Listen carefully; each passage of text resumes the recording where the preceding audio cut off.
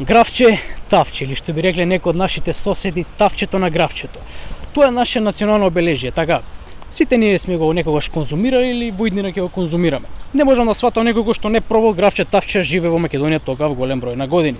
Меѓутоа постои мал проблем кога станува збор за конзумацијата на грав, а тоа се гасовите после тоа. Што точно се случува за да настанат тие гасови? Дозволете ви објаснам. Имено, гравот содржи сложени јаглехидрати кои што нашето тело не може да ги свари. Од проста причина што немаме ензим кој што може да го направи тоа. Така.